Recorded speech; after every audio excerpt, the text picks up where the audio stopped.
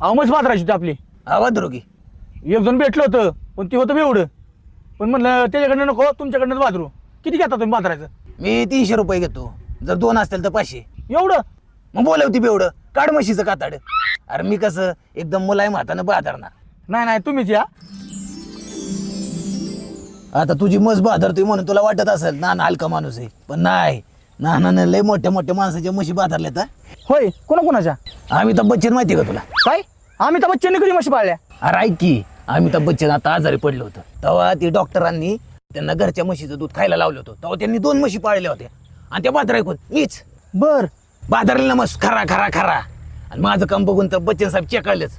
मला कसं म्हणतात, अय नाना आपने बहुत बढिया मस्त बाजरी आहे. बाजरी हे काय बोलताय राव ना. तुला काय वाटतं मी गमत करतोय का, चेष्टा करतोय का?